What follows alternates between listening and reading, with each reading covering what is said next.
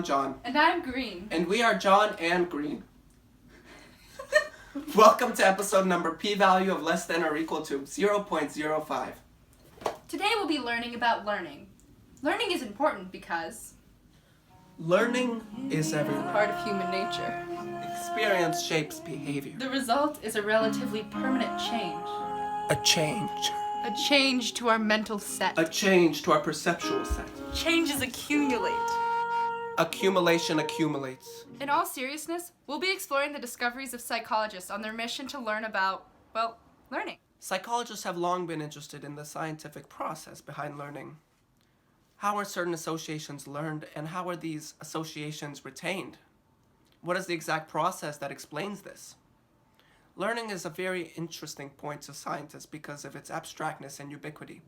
Today we will be learning about classical conditioning, operant conditioning, and behavior observations. We'll start by talking about classical conditioning. Or as they say in Russian, классическое кондиционирование.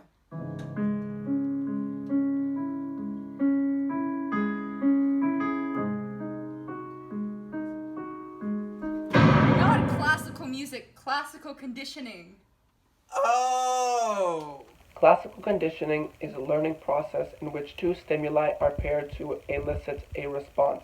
At first, the response was elicited by the second stimulus, but gradually over time and through conditioning, the first stimulus elicited the response. Let's go back to Russia in the 1890s when Russian psychologist Ivan Pavlov was studying the salivation glands in dogs.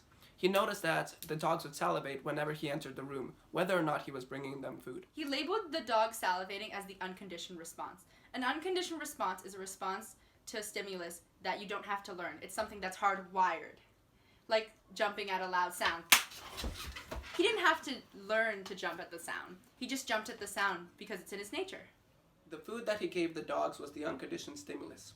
The unconditioned stimulus, or the food, triggered the response of salivating within the dogs. So the stimulus led to the response. Pavlov tested his ideas of classical conditioning by pairing the process of eating food with a bell. He started by ringing a bell when he gave the food to the dogs and measuring the amount of saliva they produced. Then, after a few weeks of bells ringing with feeding, he just rang the bell and saw that the saliva they produced was the same amount. The dogs would salivate when the sound of the bell was present only. In this experiment, the bell was a neutral stimulus because there was no association or response before the experiment. The neutral stimulus then became a conditioned stimulus after associations with the food, and the conditioned response is the drooling in reaction to the bell. Alright. Classical conditioning is great for learning unconditioned responses such as fears and taste aversions, but there is also operant conditioning. Operant conditioning was developed by Skinner. Shout out to my boy Skin. He would place hungry rats inside of a box called, Skinner's box. A rat would accidentally knock a lever to find a food pellet drop in a nearby container. The rats quickly learned to go straight for the lever after a few times of being placed in the box. The food served as the positive reinforcer because more food led to an increased behavior of knocking the lever.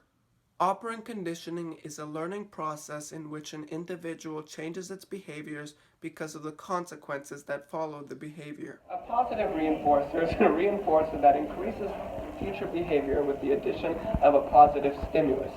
For example, if there is a kid who is throwing a tantrum and his parents decide to shut him up by giving him a piece of candy, the candy would serve as a positive reinforcer because it leads to more tantrums in the future because the kid would anticipate the candy.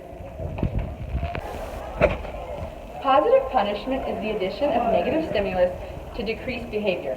Like when a teen comes past their curfew and their parents yell at them, they're less likely to come back late again because they don't want their parents to yell at them. They're anticipating the negative behavior, so it will reinforce them coming before their curfew.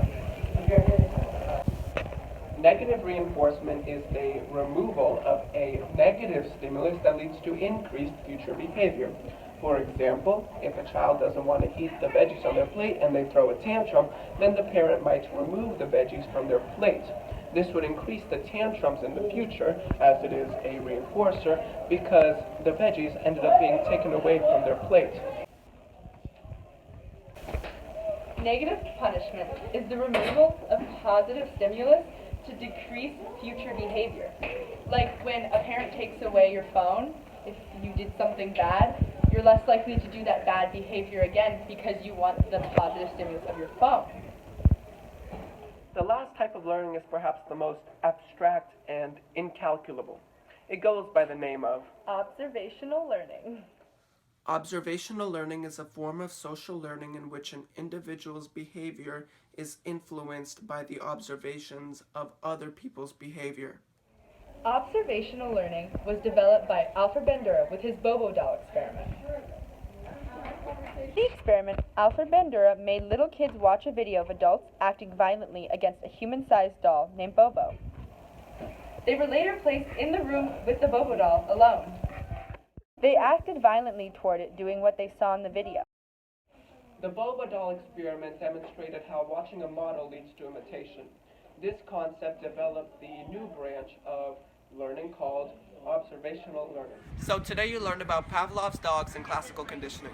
You also learned about Skinner's box and operant conditioning, and you learned about Alfred Bandura's Bobo doll experiment and observational learning. This episode was sponsored by the APA, the American Psychological Association, and the DSM-5, available in bookstores near you.